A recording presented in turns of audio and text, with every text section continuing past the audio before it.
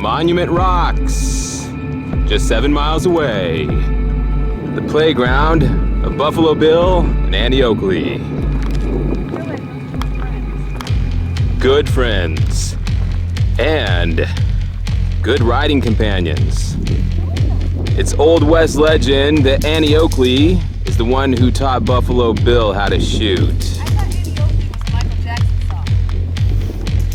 song. I don't think so, buddy. But I'm sure Buffalo Bill would dispute that. He'd say that he was the one who taught her how to shoot. Really? Yes, he would. Yes, he would. But the rumor around this area is that Annie Oakley taught him a thing or two.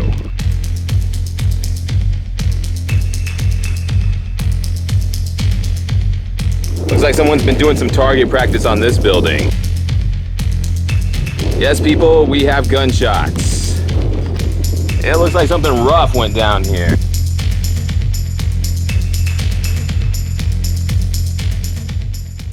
Yeah, what is this little door for, though? Tiny little door there. It's a good question. Strange. How odd. Yes. Very small. It's an old mattress over here. Oh, goodness. Lord. I think this used to be a roadhouse. This is a little bar where fights went down. Looks like a little cantina where you walk in through there and go in. The bar was against the back. Yep. I think this place has been out of business a long time. All right, we must press on. Ready to check out Monument Rock. Adios, amigos. Hasta la vista.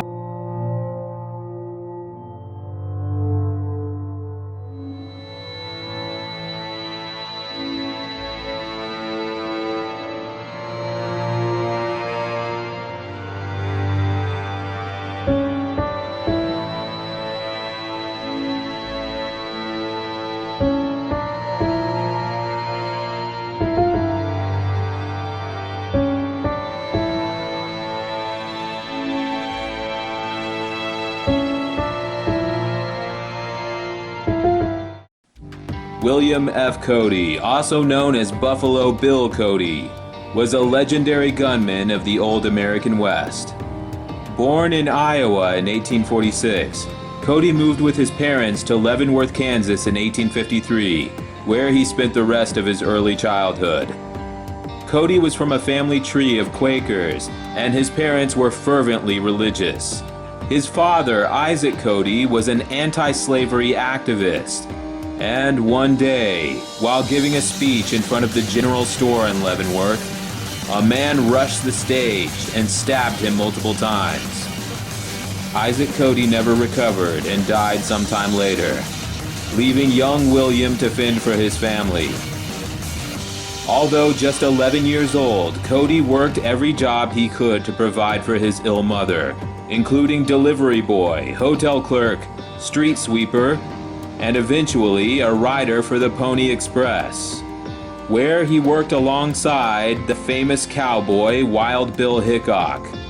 The Wild West legend befriended Cody, gave him his first gun, and taught him to ride horses and rope cattle. In the early 1860s, Cody accompanied the U.S. Army as a junior scout on their mission to explore the Dakotas, Wyoming, Colorado, and Utah, where, one night as they camped beside a tall waterfall, Cody was walking out of the woods and saw a wild savage with tomahawk raised, preparing to attack the commanding officer. Young Cody ran up from behind and knocked the savage as hard as he could, and watched him go flying off the cliff and into the waterfall below. For this and other acts of bravery, young Cody was awarded the U.S. Army's Medal of Honor, a rare accolade for a junior scout. He returned to Fort Leavenworth after receiving a letter that his mother was gravely ill. While attending her bedside, Mary Ann Cody told her only son that he had sacrificed enough for their family, and now it was time for him to leave her deathbed and go live his life. William changed his name to Bill and lied about his age so he could enlist as a private in the Civil War, with no one knowing that he had already ridden with the U.S. Army for years and witnessed countless Indian battles across the great frontier. After the war ended, Cody was discharged from the battlefields and arranged for a new job as a scout for the U.S. Cavalry stationed at Fort Hays in western Kansas. But while traveling to his assignment, an unbelievable series of events began to unfold. While riding alone on the rough and dusty Santa Fe Trail, Cody lost his horse and all his supplies when a stampeding herd of buffalo knocked him from his saddle and left him in the dirt. Cody had no choice but to continue marching westward in the hot, dry sun, until eventually he saw a stagecoach come riding up and slow to a stop. Then, a young woman wearing a cowboy hat leaned out the window. "Excuse me, mister," she said. "Can I ask you a question?" "Of course," said Cody. "What kind of fool goes walking through the countryside with no horse?" The window shut, and the stagecoach sped away. Mercifully, Cody eventually found his way to a trading post and was able to acquire a pack mule, which he rode all the way to his assignment at Fort Hays, where the soldiers laughed and made fun of this supposed guide who was to lead them to neighboring Fort Zara, 60 miles away. General George Armstrong Custer wasn't so sure about following a man on a mule. But William Cody stood tall in his saddle and said, "General, prepare your men to eat my dust. We leave here at dawn." The next day, Cody rode ahead of the cavalry like a man possessed, not even stopping for water. And he delivered Custer and his army to Fort Zara in record time.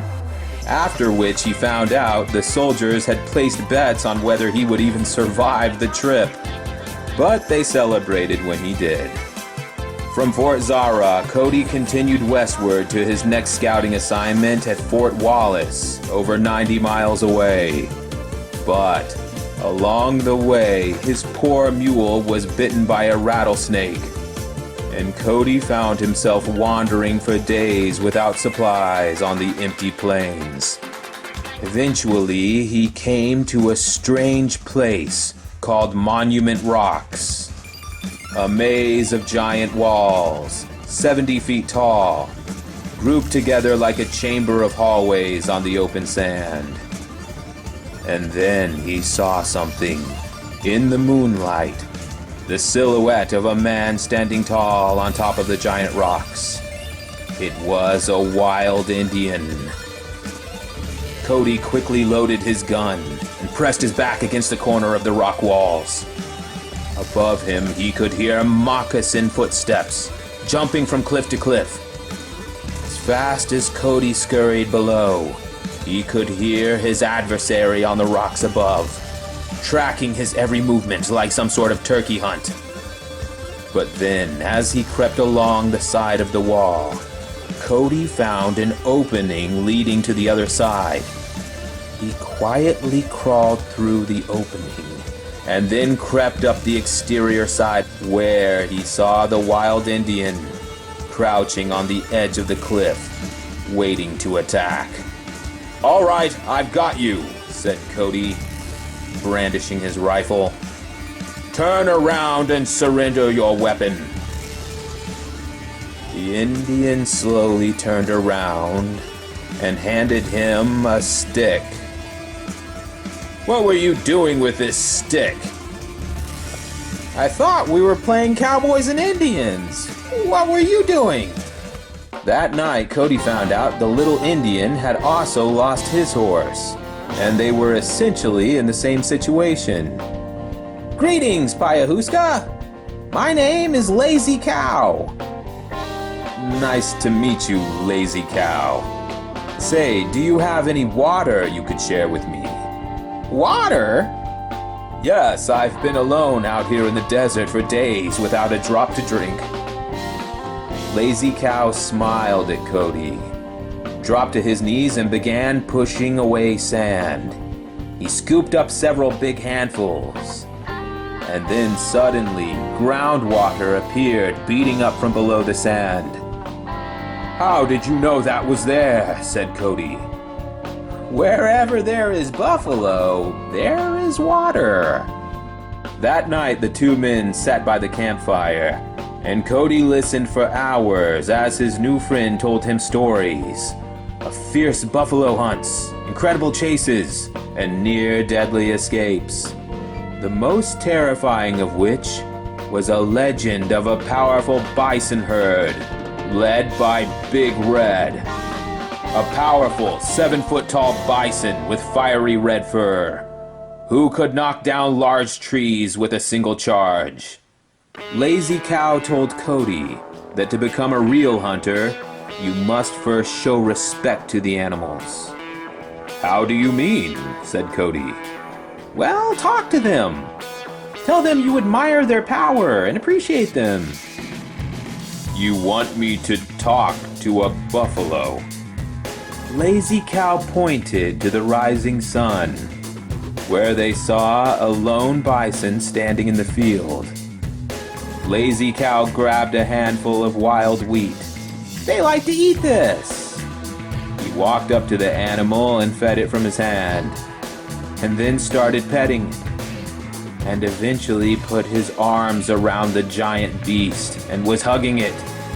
Hey, you want to go for a ride on this thing?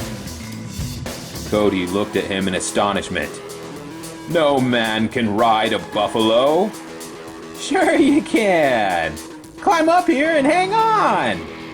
And in a split second they were off, galloping across the countryside at top speed. Wind in his hair, Cody never felt so exhilarated. The little Indian even showed Cody how to stand up on top of the buffalo while it was galloping and ride it like a surfboard. In no time at all, they came upon the outpost of Fort Hayes. Cody jumped down and said to his new friend, "Come with me. Inside the fort, I'll vouch for you." Lazy Cow shook his head. "It is not my world." He raised his hand in a gesture of peace. "Ow, Payahuska! I thank the Great Spirit that I met you today. Goodbye." As soon as Cody entered the gates, he was met by his old friend from the Pony Express, Wild Bill Hickok, who had seen him ride up on a buffalo and was utterly amazed. "Wild Bill," said Cody, "I could sure use your help." "I wish I could help you, partner, but times are tough here. A brush fire wiped out the crops and winter is setting in. The settlement of Hayes is facing starvation. I would lend you my horse, old friend, but you see I'm fixing to ride off to Abilene and see if I can get them to ship some desperately needed supplies."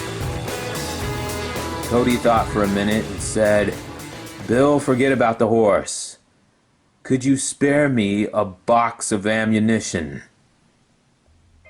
Later that day, William Cody walked a few hundred yards outside the camp and put his ear to the ground, where he heard a rumble. The same rumbling he remembered from the Santa Fe Trail when he was knocked from his horse. But this time he wasn't running. He stood up and looked to the sky. "Please help me, Great Spirit." And then he saw in front of him a herd of wild buffalo running straight towards him. But instead of stepping out of the way, he stood still, raised his rifle, and waited until the swarm was almost upon him. One after another, the bison slammed into the ground mere inches from him, loading and reloading as fast as he could.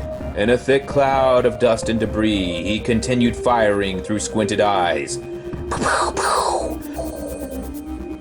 until the rumbling roar finally faded to nothing. When the thick cloud of dust cleared, Cody saw that virtually the entire herd of buffalo had been felled. 69 in total. He knelt beside one of the beasts and placed his hand on it, and thanked the animal for the glorious battle. He then took off his hat and thanked the Great Spirit for providing enough meat for the entire settlement to survive the winter. This was the beginning of Cody's career as a professional hunter, traveling from town to town providing bison game and bison fur to needy people. Unlike other hunters of the time, trying to ride behind the herd and maybe pick off one or two, William Cody would fearlessly confront the buffalo head-on, like a true huntsman, not a coward or scavenger. And then one day, fateful events occurred that would change the story of the Wild West forever.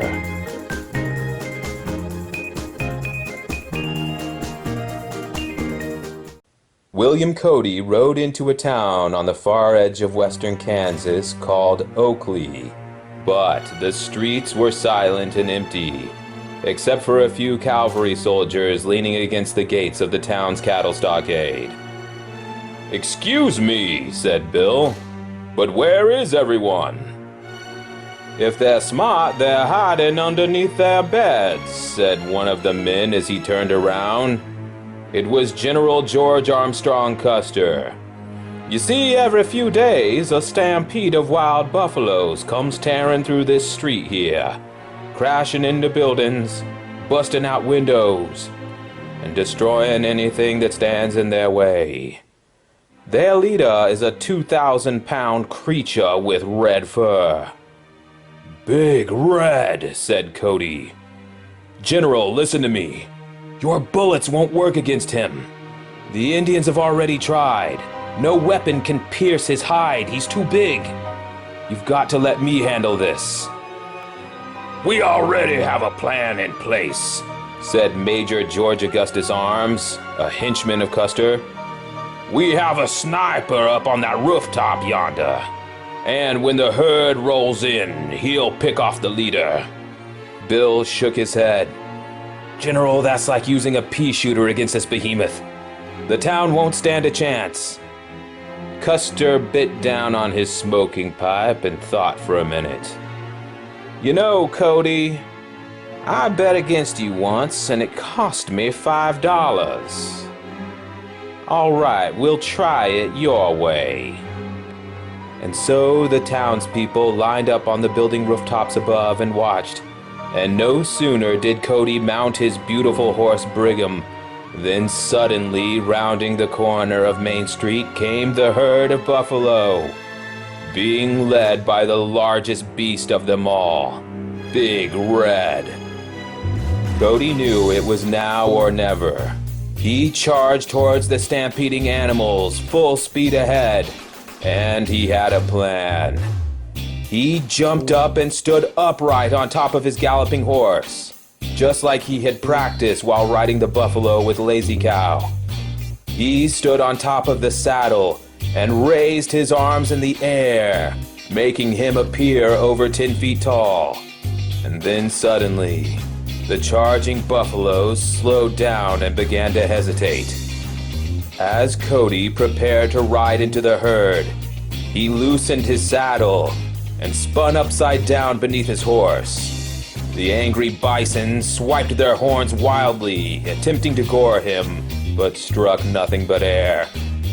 The crowd of people watching from the rooftops went wild. Still riding upside down, Cody pulled out his long gun as the buffalo began running after him.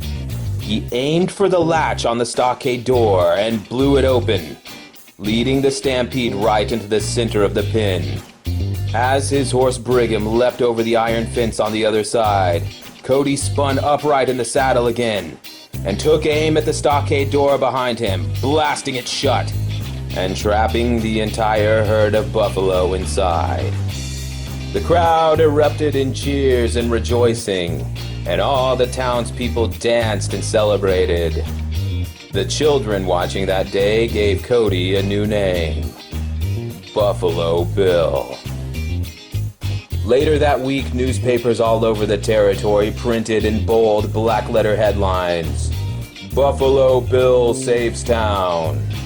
And it so happened that later that weekend, Bill was walking down the street and saw someone leaning against a fence post, reading the front page story of Bill's heroics. It was the young woman with the cowboy hat, the one who had blown past him in the stagecoach. "Howdy, ma'am. I see you have some very exciting reading material there." "What, this? I just look at it for the cheap laughs. It's nothing but rubbish." "Nothing but rubbish," said Bill. "Why, I'd bet my best horse this ninny couldn't shoot his way out of a box of beans." "Madam," said Bill, unsheathing his beautiful rifle Lucretia, "I'll take that bet." Then he pulled out a silver dollar, flipped it high into the air, and blasted a hole right through the center of it. Bill smiled at the young woman with great satisfaction. "Ooh la la," said the young lady. "Got another one of those?" She took a silver dollar from Bill, tossed it high in the air, and then closed her eyes and spun around, and blasted a hole through the spinning coin without even looking. As Bill stood awestruck in silence, the young lady climbed up on his prized horse Brigham. "Thanks for the horse, mister. And by the way, my name is Annie Oakley. I've been playing with guns since I was knee-high to a bobcat. I know who you are, Buffalo Bill. You just don't impress me much. Thanks for the horse."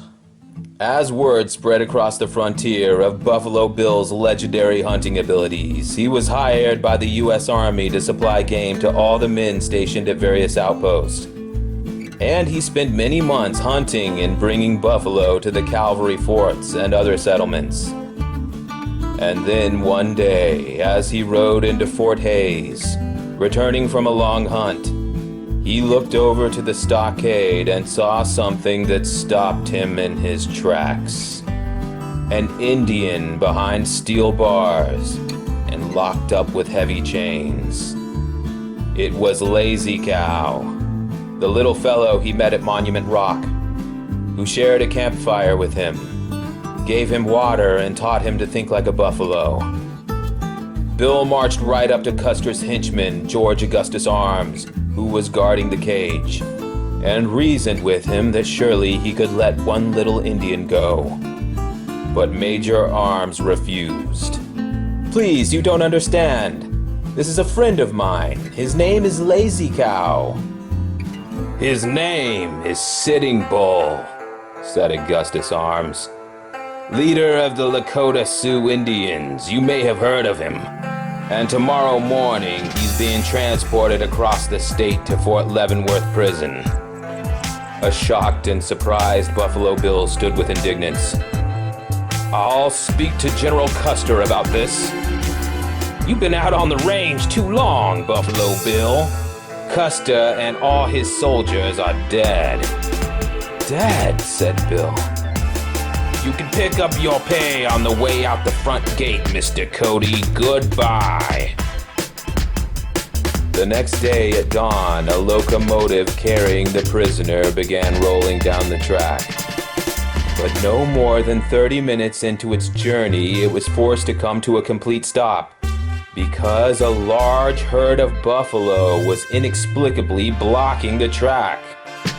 And then suddenly, in the dark corner of the prison car, a silhouetted figure appeared, standing in shadows and holding a gun.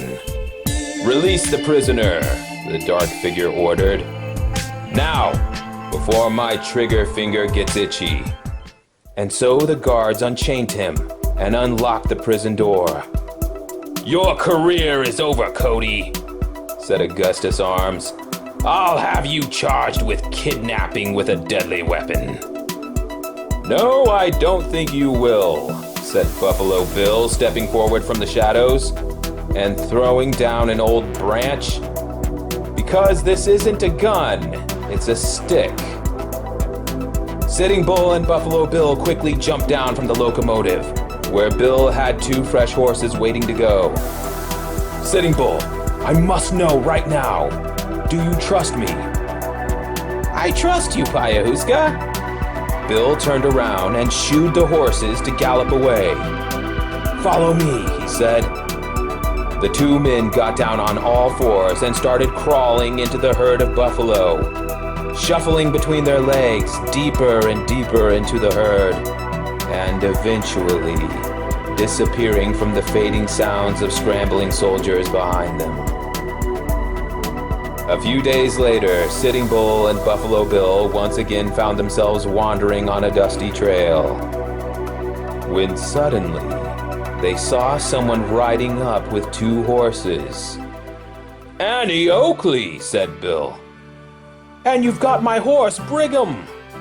No, Bill, this is my horse now, and I'm taking him to the market to sell. And how come I always see you stumbling around in the desert with no ride? Please, miss, you've got to help us, said Sitting Bull. We haven't had any food or water for days. Well, I suppose I could share some of my food with you, if you're willing to sing for your supper. Bill just stared at her. What did you say? I said, if the 2 of you want to do a little song and dance for me, I might be persuaded to throw you a bone, you old dog. As Bill stood silently, his mind started racing. He remembered how entertained he was when Sitting Bull danced around the campfire and told stories. He remembered how mesmerized he was when Annie shot the coin without even looking. And he remembered in the town of Oakley how the crowds cheered for his acrobatics on the horse, especially the children. Bill quickly climbed up on his horse Brigham and pulled Sitting Bull up with him. Hey, what do you think you're doing? Said Annie. I think I'm going to make all of us rich and famous. Now follow me. Huh? Where to? We're going east. To New York City. New York City? This was the beginning of Bill's greatest idea. A traveling band of performers called the Wild West Show, bringing the danger and action of the real cowboy West to civilized audiences in places like London, New York, and Paris. Audiences were thrilled to see Buffalo Bill's saddle shows, Annie Oakley's incredible trick shooting, and the children especially enjoyed Chief Sitting Bull's story time. Eventually, Cody's old friend Wild Bill joined the show too, along with other ornery Old West characters like Cactus Jack, Bonnie Bill, Calamity Jane, the cowboy Tom Mix, and the dreaded Aztec Montezuma. But the story didn't end there. Buffalo Bill and his friends became the star of comic books, cartoon strips, TV shows, and movies, introducing the mythology of the cowboy West into American pop culture for the 20th century. It's said that after one of these great performances, Buffalo Bill turned to Sitting Bull and said, "Why is it you always call me Payahuska?" Sitting Bull smiled and said, "Well, in my language, that means silly man with frilly hair." And now, we'd like to invite all of you at home to join us as we retrace the trail of Buffalo Bill and his companions. Today, we're armed with a map of Buffalo Bill's adventures. We'll be journeying to the Buffalo Bill Cultural Center, the awe-inspiring Monument Rocks, where Buffalo Bill and Sitting Bull would play, and the city streets of Oakley, where Bill saved a town from the hooves of wild buffalo. Now, saddle up, compadres, and hang on for a wild ride.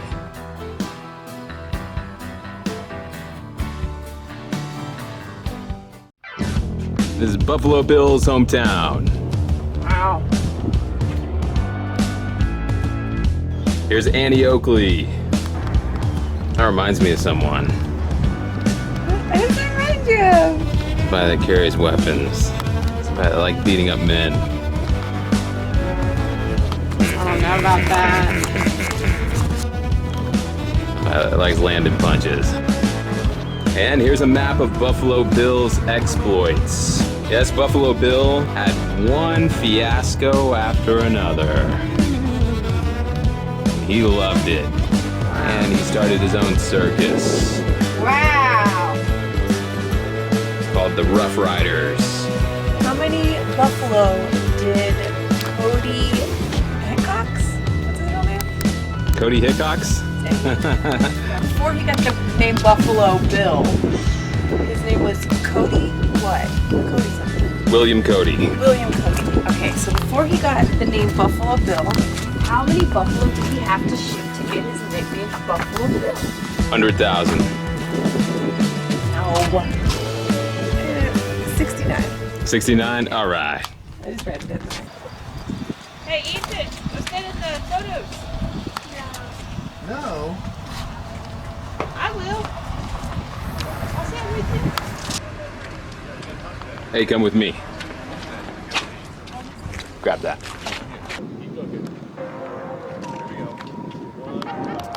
Well, what do you think? Is that big or small? That is big. You think that's pretty big? Yeah.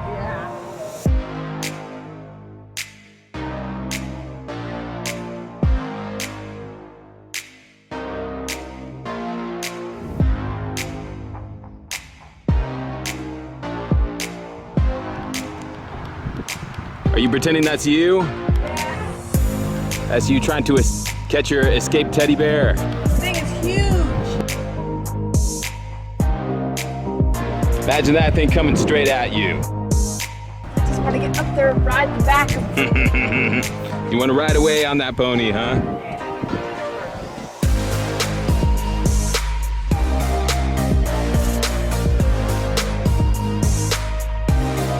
The Buffalo Bill Cultural Center.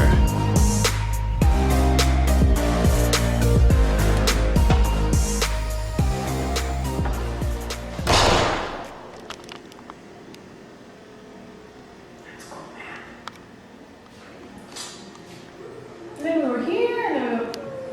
That's right. Yes, we traveled very far.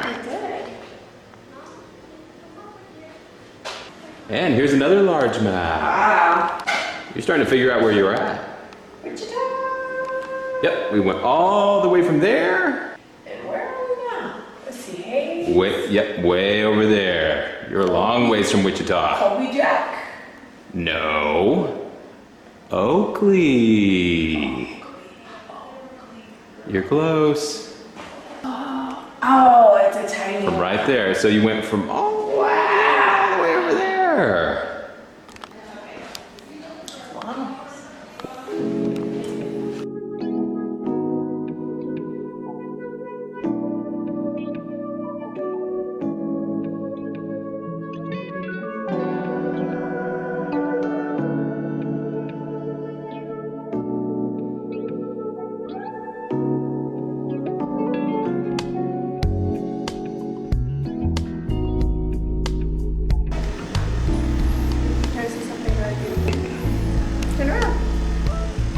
Oh, I love the train.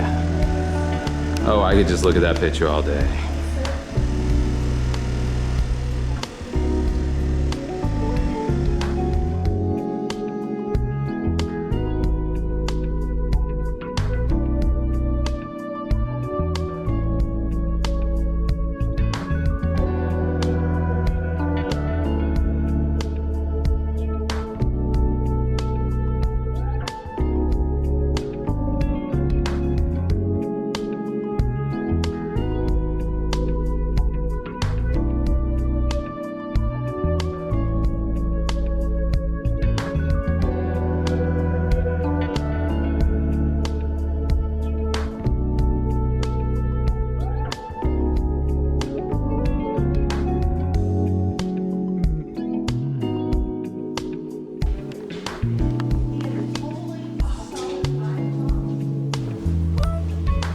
Or just throw a blanket at me.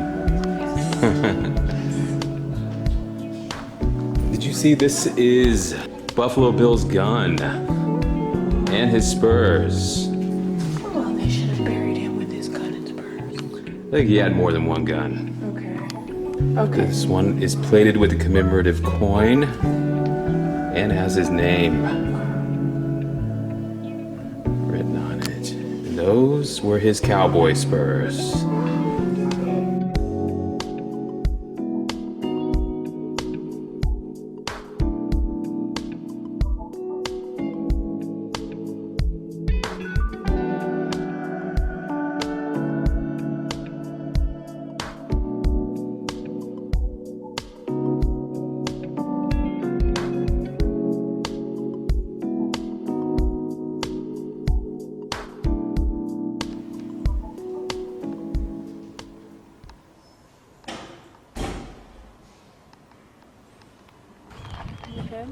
I don't think so. You better try that one.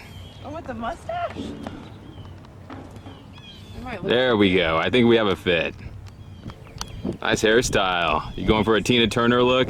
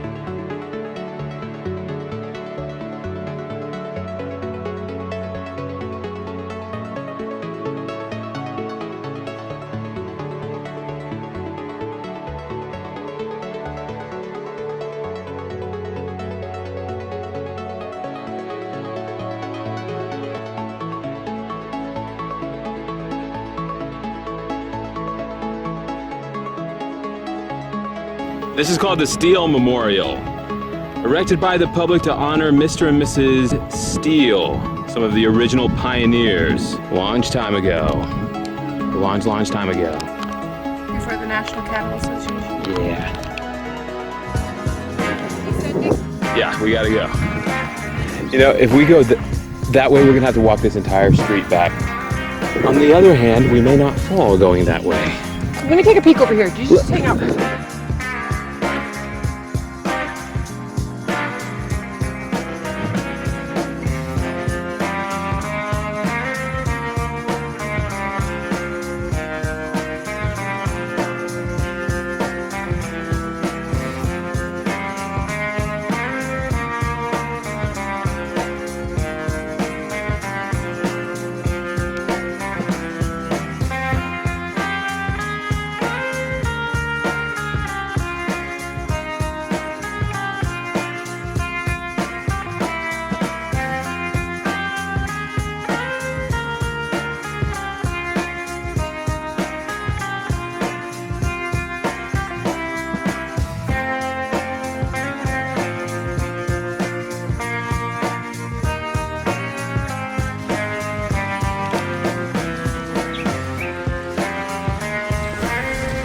To the trail. It's a dead ender.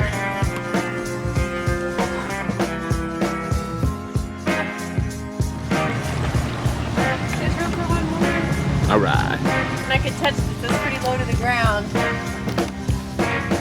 Think about climbing up on that, like Winnie the Pooh?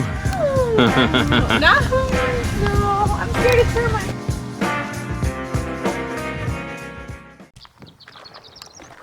This is called the High Plains. It's the area between the Great Plains and the Continental Divide of the Rocky Mountains.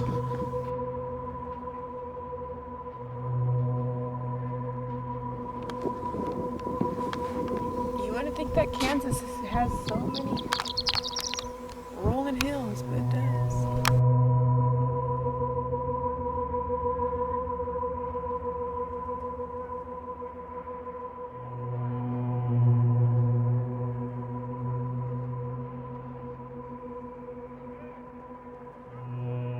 It says the trail heads west. The The Smoky Hill Trail was one of the most important overland trails across Kansas and was the shortest but most dangerous.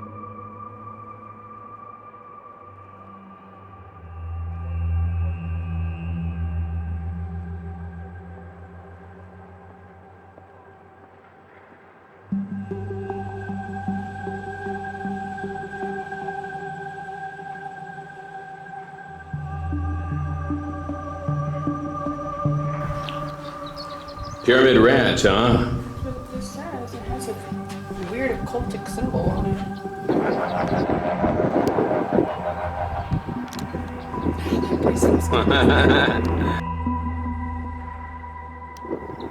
You may find this interesting. It's a map of the El Cuartelajeo ruins. It's a diagram of it. This was unearthed here. Up to 17 feet long. Look at these teeth. Look at that monster. Oh my word. Oh my goodness, that prehistoric monster lived here. Goodness.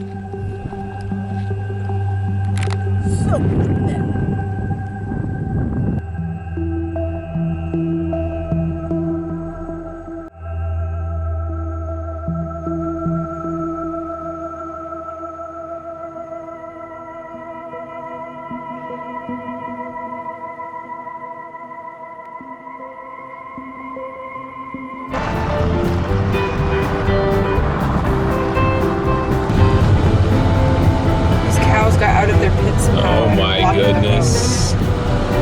Uh-oh, we got trouble. Wow.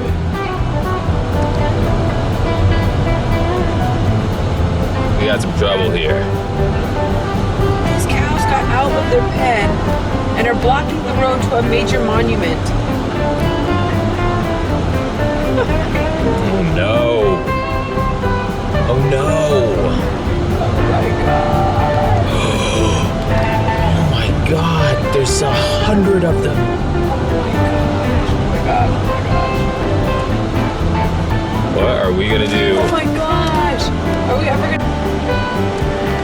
These cows got out of their pen and are blocking the road and we're honking at me. Oh my goodness. Oh my god.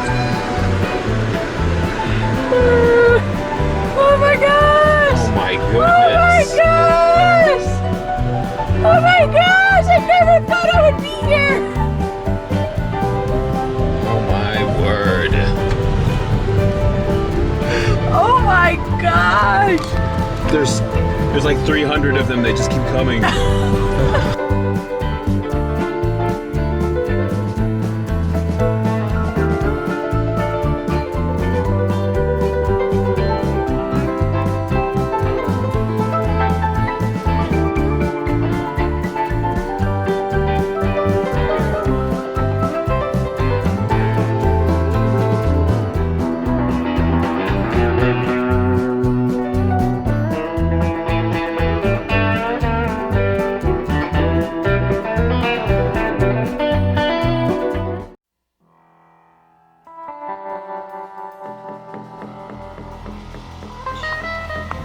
Wow, Bear. It's like salt pillars of the Bible or something.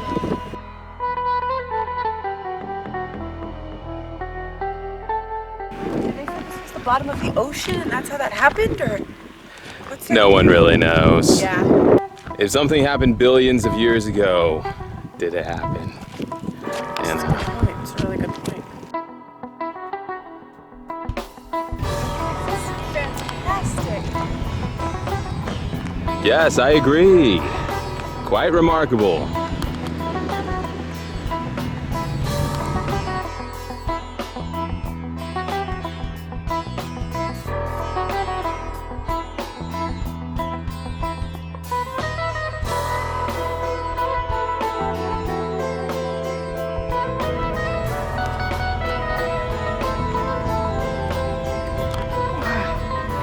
Seems so random, this being. It does.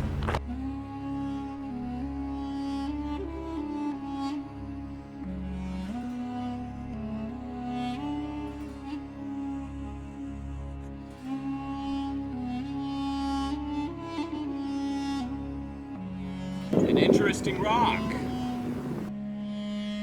Very interesting.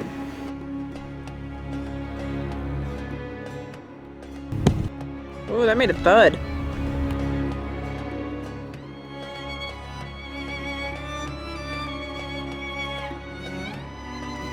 can tell you one thing. This place is ancient. Wow. This dates back to before the dinosaurs.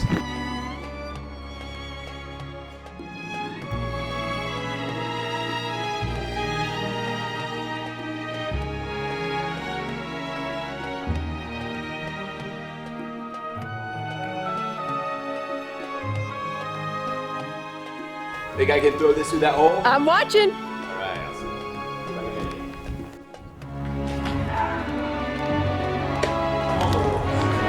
The old baseball injury, kids.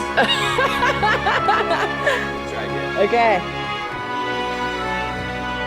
Oh, so close. Look at some of these features on the rocks. Does this almost look like a carving? Does that look like a fish or a lizard? Huh. I think you're onto something there. Hey.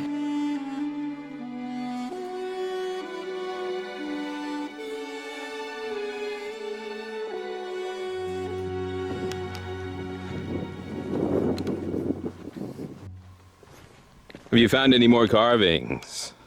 Not Christian appropriate. I like that one too, but it was the one with the guy talking about the girls. Oh gosh. I have no idea what you're talking about. I have no idea what you're talking about.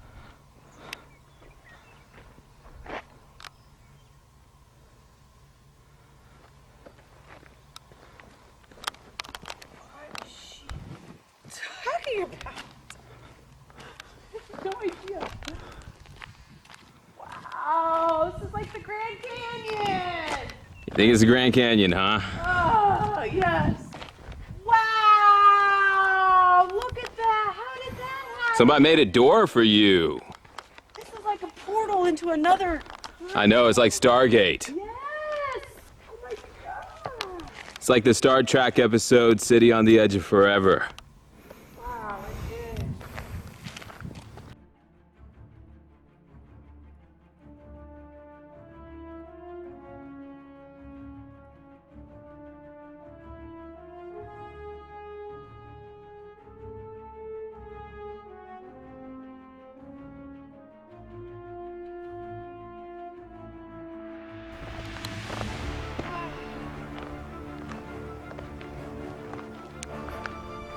You notice that there's not like when we were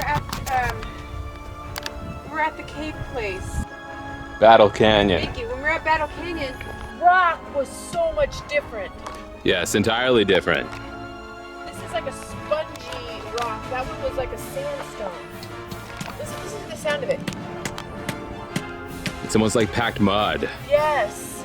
Except it's been standing for 100 million years. Wow. Therefore, it's not mud, is it?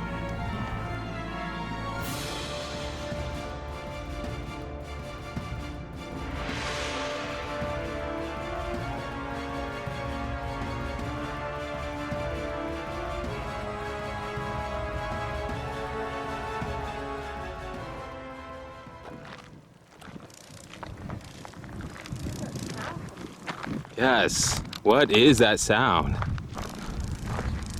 Grasshoppers. A type of grasshopper that makes a lot of noise. Sounds like an electrical shock. My goodness. How can I get close to it? They're celebrating 4th of What? July by lighting their firecrackers. Guys, that's a bug. It sounds like rattlesnakes. These are bugs. Oh my goodness. That's the size of a bird. Yeah. Do you see this in the dry creek bed? I do! It looks like iron ore. It sure does. Wow, look at these fragments of rock. So cool! Look at this. Wow, that almost has a fossil in it. It does. Incredible. I've never seen pieces of iron just laying around.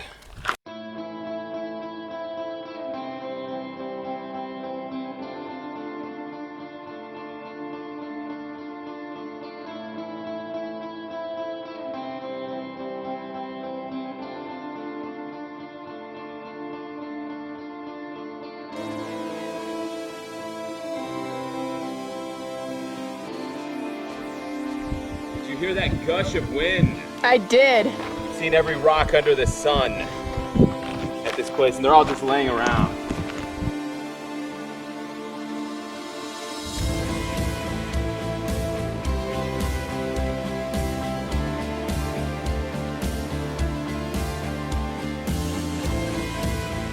Come on up this way. Don't go sliding down.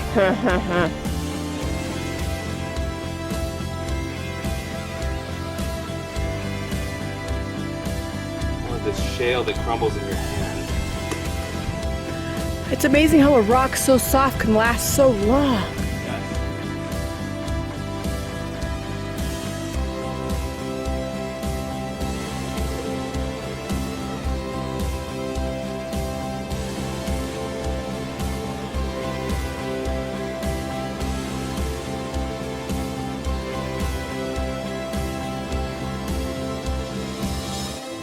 Like a chess piece.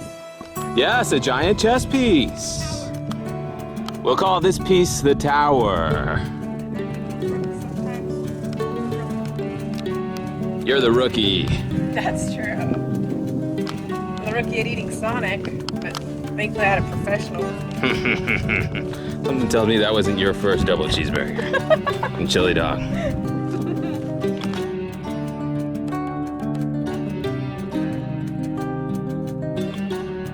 O wild west wind, thou breath of autumn's being, thou from whose unseen presence the leaves dead are driven like ghosts from an enchanter fleeing, yellow and black and pale and hectic red, pestilence-stricken multitudes, O thou who chariotest to their dark wintry bed, the winged seeds where they lie cold and low, each like a corpse within its grave, until thine azure sister of the spring shall blow her clarion over the dreaming earth and fill, driving sweet buds like flocks to feed in air, with living hues and odors plain and hill. Wild spirit which art moving everywhere, destroyer and preserver, hear, oh hear. Thou on whose stream mid the steep sky's commotion loose clouds like earth's decaying leaves are shed, shook from the tangled bows of heaven and ocean. Angels of rain and lightning there are spread on the blue surface of thine airy surge, like the bright hair uplifted from the head of some fierce Maenad, even from the dim verge of the horizon to the zenith height, the locks of the approaching storm. Thou dirge of a dying year to which this closing night will be the dome of a vast sepulchre, vaulted with all the congregated might of vapors from whose solid atmosphere black rain and fire and hail will burst.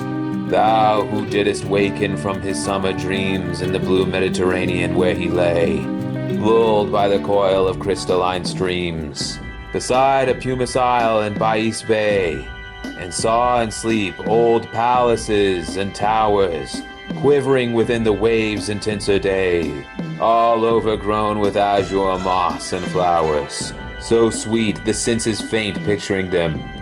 Thou for whose path the Atlantic levels power cleave themselves into chasms, while far below the sea blooms and oozy woods which wear the sapless foliage of the ocean, know thy voice and suddenly grow gray with fear, and tremble and despoil themselves. If I were a dead leaf thou mightest bear, if I were a swift cloud to fly to thee, a wave to pant beneath thy power and share the impulse of thy strength, only less free than thou, O uncontrollable. If even I were as in my boyhood, I could be the comrade of thy wanderings over heaven.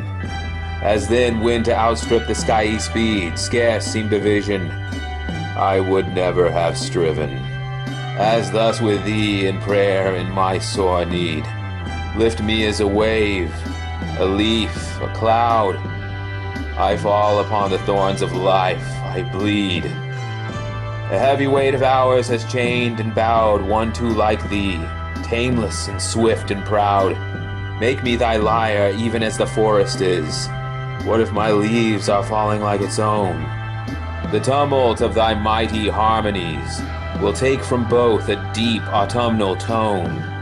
Sweet though in sadness, be thou spirit fierce, my spirit. Be thou me, impetuous one. Drive my dead thoughts over the universe like withered leaves to quicken a new birth. And by the incantation of this verse, scatter as from an unextinguished hearth, ashes and sparks, my words among mankind.